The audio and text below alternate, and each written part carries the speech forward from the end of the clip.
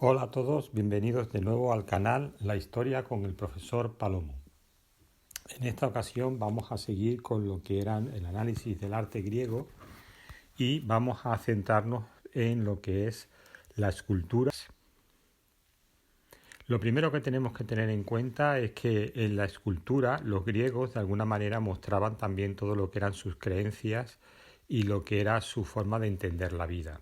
Ya habíamos visto cómo en la religión los griegos concebían a sus dioses con forma humana y de alguna manera para representarlos pues tenían que hacer uso de lo que era el arte escultórico. Hacían estatuas y relieves que en gran medida representaban a lo que eran o bien dioses y héroes o también sacerdotisas o atletas, que serían las figuras humanas preferidas en principio por los artistas griegos.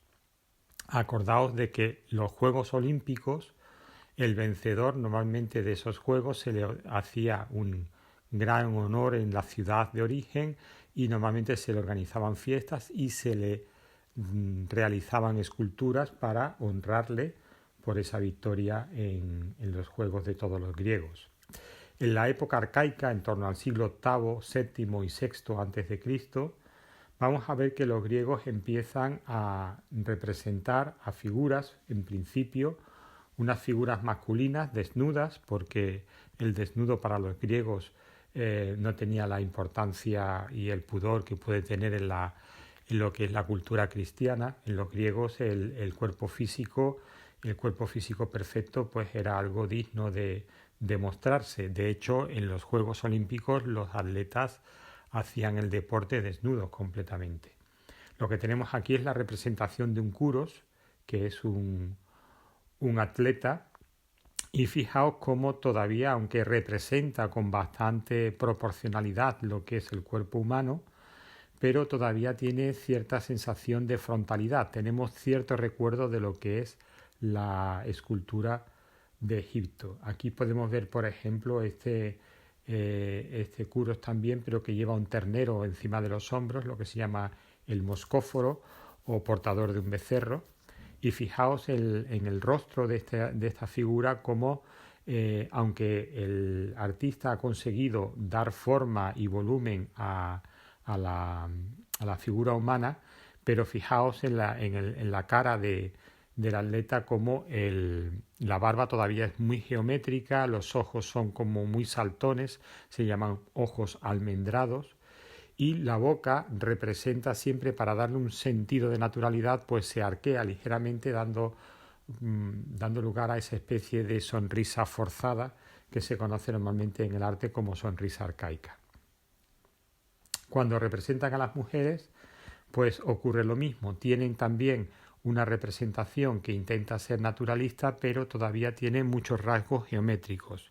Fijaos cómo la figura femenina tapa por completo lo que es su anatomía, pero en esta época, después posteriormente ya no, pero en esta época sí, y el pelo está trazado de forma muy geométrica, el brazo derecho se dobla para apoyarse sobre el pecho en signo de adoración a alguna divinidad, pero todavía los elementos de la representación son excesivamente geométricos, aún no han evolucionado en lo que es la forma de representación de la figura femenina. Ya en época avanzada de la época arcaica, en torno al siglo VI, aparecen lo que se llaman las corés, que son las sacerdotisas que aparecen con lo que son los peplos, que son las vestimentas que dejan traslucir ligeramente lo que es el cuerpo femenino. Y ya cuando ellos consiguen realmente dominar lo que es la técnica de la perfección en cuanto a la representación humana, la anatomía humana, es en la época clásica, lo que conocemos como el periodo clásico, que comienza en el siglo V antes de Cristo. En esta época se van a hacer casi todas las figuras en mármol y en bronce. Nosotros conservamos muchas copias romanas de lo que eran las esculturas griegas. Casi todas las copias romanas van en mármol, mientras que los originales probablemente eran en bronce. Son figuras donde el artista lo que intenta es mostrar la belleza y la armonía perfecta. Hemos visto en un vídeo anterior cómo a la hora de edificar los templos querían que fueran perfectos y que no hubiera ningún defecto óptico. Pues aquí en la escultura ocurre algo parecido. El artista representa perfectamente la anatomía, hay como una proporción de los miembros del cuerpo que se estudia y que se repite una y otra vez en las diferentes estatuas, y los rasgos humanos siempre aparecen idealizados, nunca aparece rasgos físicos, digamos, personales o que sean defectuosos, sino que todo es perfecto y todo está perfectamente proporcionado. Al ser la época clásica, nosotros ya conocemos por la literatura el nombre de algunos autores, de algunos escultores y del nombre de sus obras. Por ejemplo, esta que estamos viendo es famosa, se conoce como el lanzador de disco o discóbolo, y fue obra de un escultor del siglo V que se llamaba Mirón. Fijaos cómo el artista ha intentado expresar el movimiento de la figura, rompe completamente con lo que era la línea de frontalidad que teníamos en la época arcaica, y el atleta está a punto de lanzar su disco y su rostro está completamente concentrado en la técnica del lanzamiento del disco. Consigue representar la figura humana de manera totalmente proporcionada y hermosa. También de la época clásica es otro autor que se llama Fidias, que va a ser fundamentalmente el escultor que reproduzca todos los relieves del Partenón de Atenas, en el siglo V también. Era amigo de Pericles y va a contribuir, ya veíamos antes que había hecho una estatua de oro y marfil de la diosa Atenea, que se llama estatua criso-elefantina, criso por el oro y elefantina por el marfil. Vemos cómo Fidias utiliza una técnica que se llama de los paños mojados. Las figuras femeninas tienen lo que es llevan lo que es una vestimenta, pero es como si estuviera mojada porque deja traslucir lo que es el cuerpo femenino que está debajo. Todo lo que fueron las esculturas del Partenón, lo que se llama el frontón del Partenón, esa especie de espacio triangular que hay encima, debajo de la cubierta y encima del entablamento, pues ahí aparecerían una enorme cantidad de esculturas que hoy en día muchas de ellas se han perdido y otras se han conservado, pero en el Museo Británico, puesto que no están en la propia Grecia.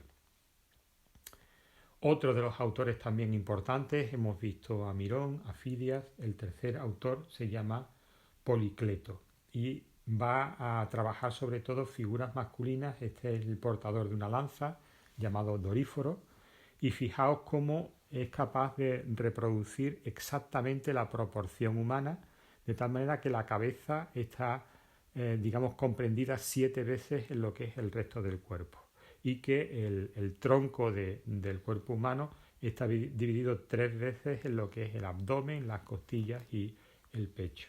Está perfectamente proporcionado, y para romper la frontalidad pues la figura dobla ligeramente una pierna, flexiona lo que es un brazo, que se supone que es donde llevaría la lanza, y la cabeza se gira también ligeramente hacia otro lado para dar movimiento a la figura. Aquí veríamos otro autor ya, pero del siglo IV, también clásico, que se llama Praxíteles, que representa ya lo que es una escultura, pero con el movimiento más forzado y también una representación más elaborada, puesto que aparece la figura de un niño que hoy en día se ha perdido, que sería el dios Baco niño, y este sería el dios Hermes. ¿Vale?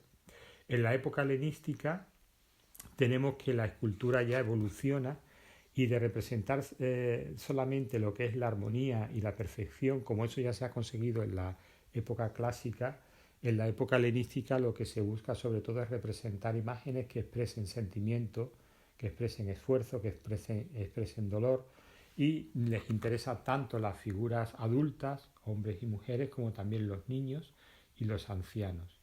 Y ya no importa si se representa solo la belleza, también en la época helenística empieza a representarse lo que es la fealdad, la vejez, y muchas veces son obras que no son individuales, sino que son colectivas de varias figuras. Fijaos aquí, por ejemplo, una de las figuras más famosas de la escultura griega, que es la Venus de Milo, la diosa Venus, pero representada parcialmente desnuda. Hay diferentes versiones de la misma.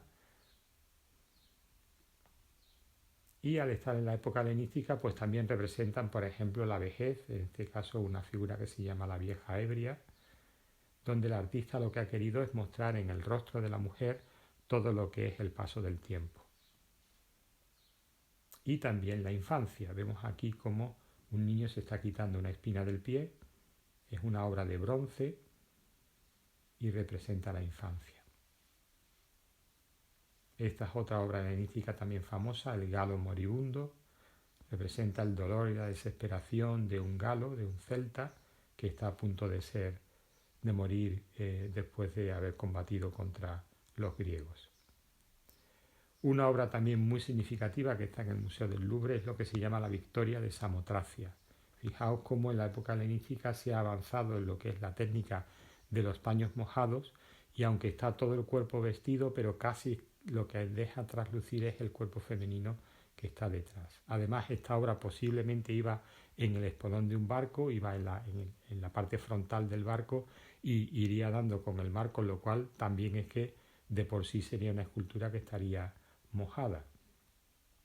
Y como obra escultórica de grupo tenemos esta de Laoconte y sus hijos, que reproduce la escena mitológica de cuando la diosa Atenea hace que salga del mar unas serpientes que muerden a Laoconte y a sus hijos porque habían dudado de que el caballo de Troya fuera realmente una ofrenda de los griegos y que podía ser una trampa. La diosa Atenea, que quiere apoyar a los griegos para que los troyanos no sigan a Laoconte, pues ciega a Laoconte y a sus hijos y envía las serpientes que le devoran. La escultura reproduce el dolor ante la muerte, la desesperación y un movimiento convulsivo y extremo de todos tanto de los hijos como del padre, por intentar salvar la vida frente a las serpientes. Y hasta aquí este vídeo sobre la escultura griega. Espero que os haya gustado. Si es así, darle a like y os espero en próximos vídeos en mi canal. Hasta luego.